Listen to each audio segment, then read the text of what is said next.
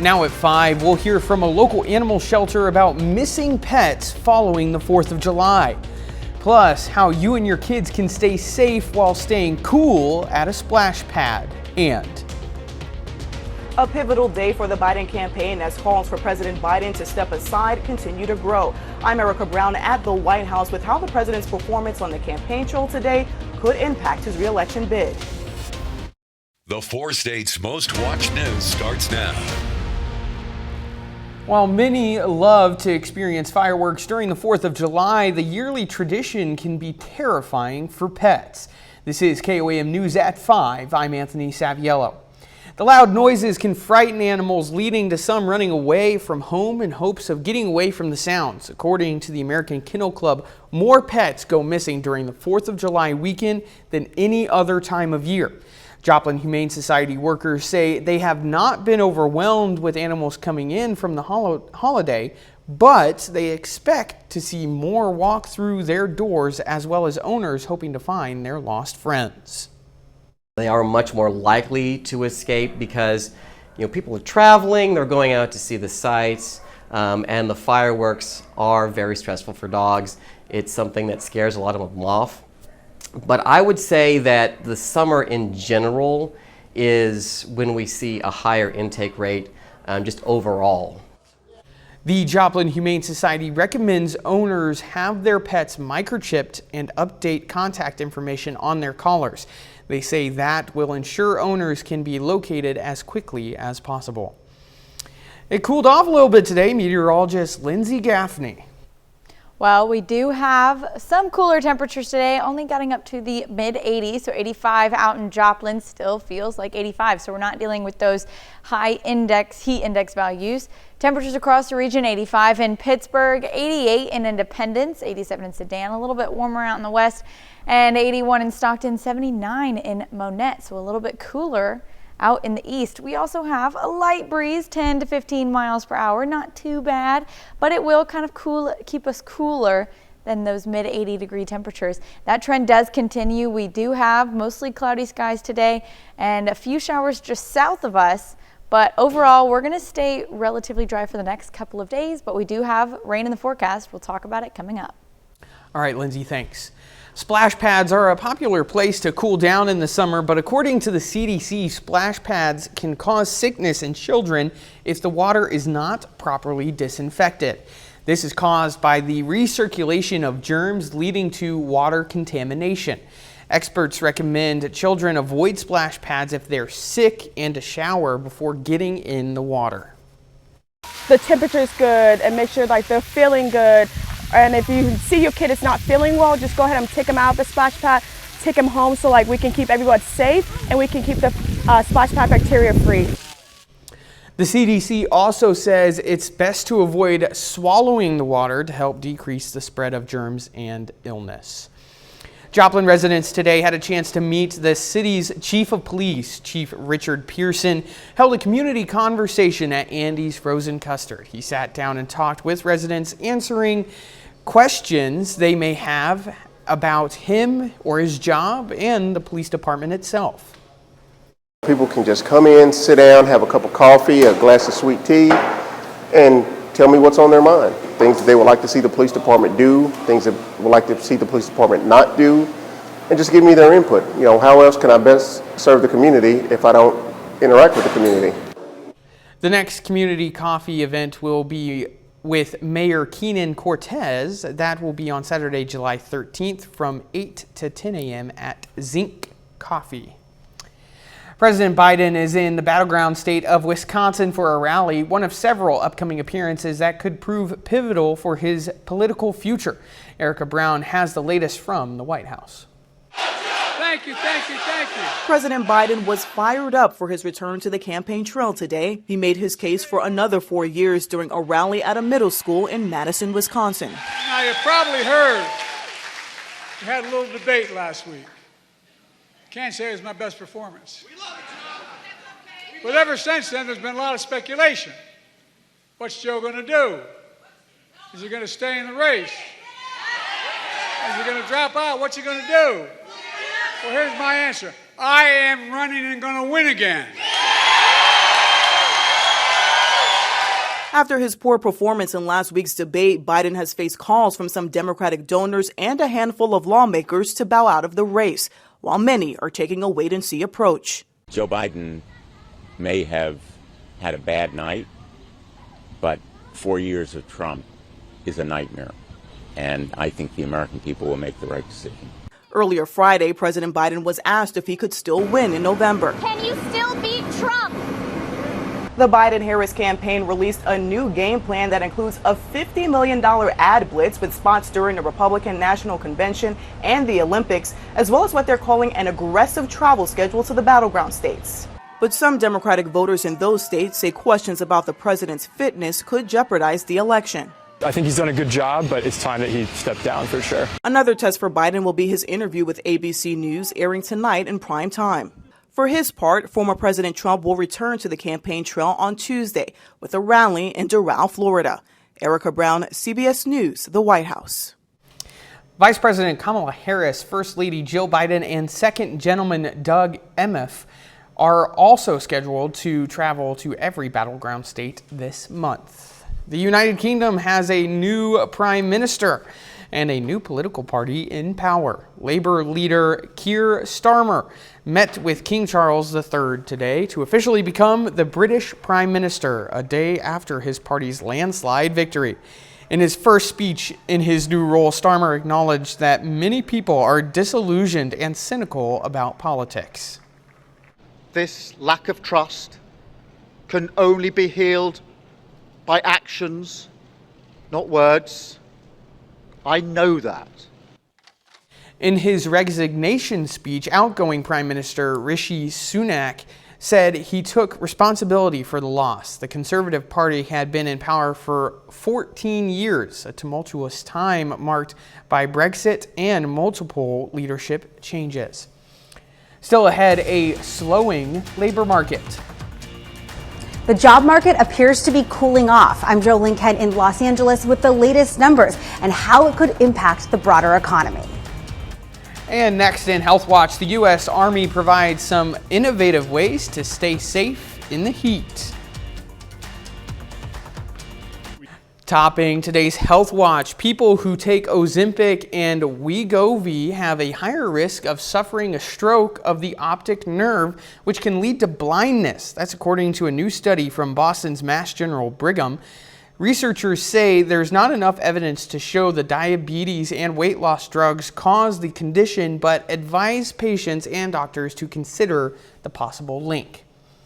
Americans across the U.S. are scrambling to find ways to stay cool as temperatures surge. Some of the cheapest and most innovative ideas to fight the heat come from the U.S. Army. David Schetter shows us how these simple techniques can literally save lives. Come on, man, let's go! Come on, take it up. When a soldier gets heat stroke in the hot Georgia sun, it can take them out of service for weeks. Yes, sir, Sergeant! And that's a problem for the Army. On my command, you will fully immerse your arms up to your elbows. So one way they avoid heat illness is with an ice-cold arm bath. 1-1, 1-0, 9.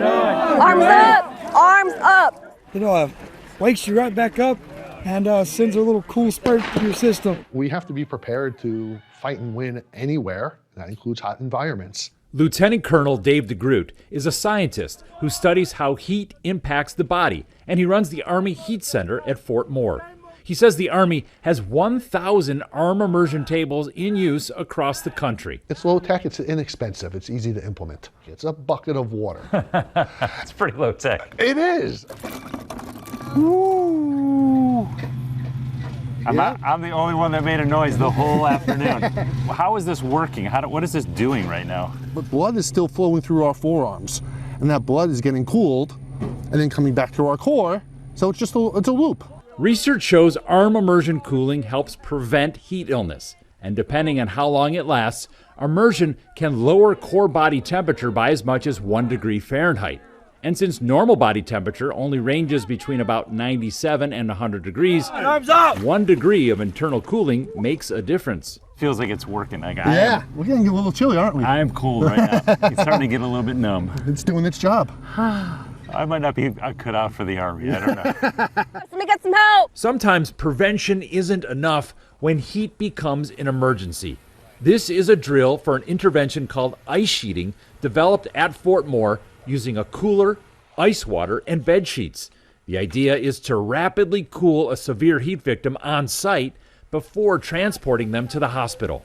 The intent is we want to cover as much surface area on the body as possible. Fresh, cold ice sheets get swapped in every 3 minutes until an ambulance arrives. Have you ever had to actually do that to a patient? Yes. How many times have you done that?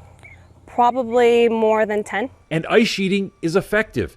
In 2019, before ice sheeting at Fort Moore, there were 95 cases of heat stroke. In 2022, after ice sheeting began, it was down to 35 cases. Solutions to keep the Army moving that are cheap, fast, effective, and on a hotter planet, more urgently needed than ever. As the climate changes and gets warmer, how do these things become more important? As it's getting warmer out, it's going to be harder and harder for people like Drill Sergeant Meza and all of our instructors out here. It's going to get more challenging. David Schechter, CBS News, Fort Moore, Georgia. New York and Danish researchers say they have identified new proteins that flood the brain during a migraine. That could help them develop better migraine treatments. It's estimated that 1 out of 10 people experience migraines. That's a look at today's health news. A little later, a look at the latest job reports and its impact on the economy. And we do have rain in the forecast. We'll talk about it after the break. Wheels.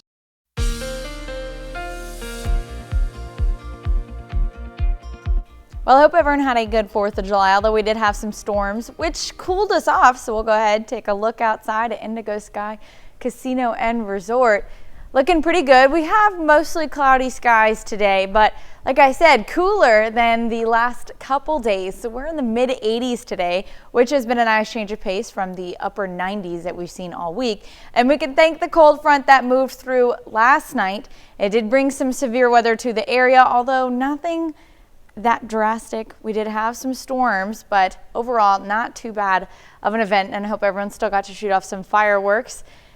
As we go through the rest of tonight and tomorrow, it's going to be mostly dry. We have those cloudy skies, and we can thank the storms in southern Oklahoma. That is bringing us our clouds, but overall we're going to stay dry and we're going to stay cool, at least for the next couple of days. Yesterday our high got up to upper 90s. Today we only got up to the mid 80s. That trend's going to continue tomorrow as well, and tomorrow night into Sunday afternoon, we do have some storm chances starting to kick back up, which is exactly what we need because dry to moderate drought conditions are starting to creep back into our southern counties.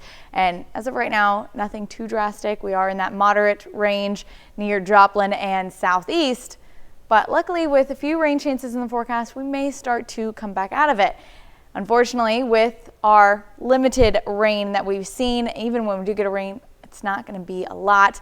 Rain yesterday only totaled up to less than an inch across most of our counties. So again, not seeing a lot of rainfall and high temperatures, but this weekend's going to be a little bit of a change of pace. We're getting up to upper 90s tomorrow, about 89 in Joplin, and partly cloudy skies. We do have a slight chance that the storms will start off Saturday night, although likely they'll hold off until Sunday afternoon. So we've got a cool night ahead on Saturday down to the upper 60s, and then we've got warmer temperatures on Sunday, 93, but we do have those rain chances starting to kick in the afternoon. We'll go ahead and take a look at the future track. Saturday, we've got those high temperatures, upper 80s, possibly reaching 90 in some areas, and then this is what I'm talking about. We've got a cold front pushing into the area Saturday night, although it will retreat, and that's what we're going to see come back around on Sunday. So we've got a cold front boundary. You can kind of see a few showers starting to fire up around it, but it is convective, so these storms are really holding off until we see more indices lining up around that boundary. So then we move into Monday night. We've got that cold front moving through again, and we do see the storms again starting to kick off, although we're not seeing much on the models, not as much as we may see in real time as we move closer to the event. Now, we do have storm chances that are going to continue through Monday afternoon and into Tuesday as well. So we've got those light showers in the evening time on Sunday. Then the cold front moves through Sunday night into Monday, bringing a drop in temperatures again down to 85 on Monday, 83 on Tuesday. And then the cold front moves out of here. We do start to warm back up Wednesday through Friday. Few shower chances next weekend, but overall we're warming back up to the upper 90s by next weekend. Well, the good news for people who may have missed because of rain yesterday, you still get the chance to fire off some fireworks today if you want to. And this is what I would say would be ideal 4th of July conditions. It's going to be clear skies, cooler, not too hot, so you can enjoy the outdoors. So pretty nice. Perfect. Thanks, Lindsay. Coming up, why the FTC is challenging a merger between two mattress giants.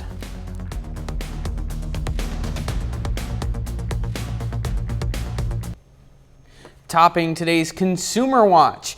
The job market remains healthy, but a new report shows unemployment has ticked up to 4.1%. A little over a year ago, it was at an all-time low of 3.4%. Jolene Kent reports from Los Angeles. More than 2,000 people showed up to this recent job fair in Miami, including Fredo Carrillo. I lost my job like 3 weeks ago, and I don't have a job. Angela DiGirolamo has a job, but she's looking for extra work. After years of high inflation, it's become harder to make ends meet. To pay my bills, I need to get a second job. The Labor Department says last month the economy added 206,000 jobs, slightly more than anticipated. But hiring from April was revised down by 57,000 jobs, and May was 54,000 less, pushing the unemployment rate to its highest level since the fall of 2021. The job market is not considered to be weak. It is just moderating. Economic analyst Mark Hamrick is with the personal finance site Bankrate and says other parts of the economy are also moderating. U.S. gross domestic product, which measures the total output of goods and services, weakened in the first quarter. And recent data shows consumer spending is slowing down and inflation is easing. Getting closer to where the Federal Reserve wants it to be. The Federal Reserve wants inflation to drop from its current 3.3% level to just about 2%. The Fed has kept interest rates higher to reach that goal and cool off spending, but analysts forecast a change in the coming months. But I do think they're going to be warming to the idea of beginning to remove some of that restriction. Many economists now forecasting that first rate cut could come as early as September. Jolene Kent, CBS News, Los Angeles. The Federal Trade Commission is challenging Tempur Sealy's proposed acquisition of Mattress Firm in a deal that's worth $4 billion. The agency says a merger of the two bedding giants would suppress competition, raise prices, and result in possible layoffs. Both companies said they are disappointed in the FTC's action, adding that they believe the merger would ultimately go through. Final check of the forecast next.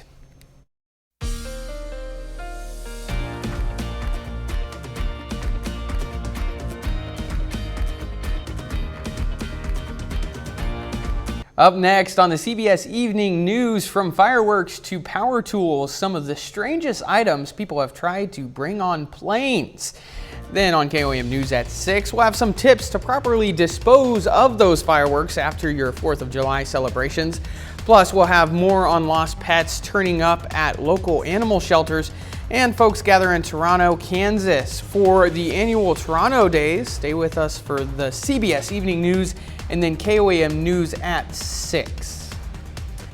Well, folks in Lamar, Missouri tonight are bringing out their best rides. This is a live look at the Freedom Cruise. Classic cars and trucks are on display for people to check out, but it's not all about the vehicles. Attendees are encouraged to bring a new, unopened, unwrapped toy for local kids in need.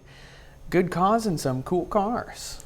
Yeah. And well, good weather for it too today. Absolutely. We're going to stay pretty cool. We've got storm chances turning up Sunday through Tuesday. Another cold front cooling us down for midweek next week. But again, temperatures today holding off pretty good, which is a good thing because it is Anthony's birthday today. Oh, my. If you follow him on Facebook, give him a big birthday shout out for us all from KOAM News. It's been a good birthday. Good, so, I'm glad. All right, well, thanks for joining us. The CBS Evening News is next. Of course, we'll be right back here for KOAM News at 6. We'll see you then.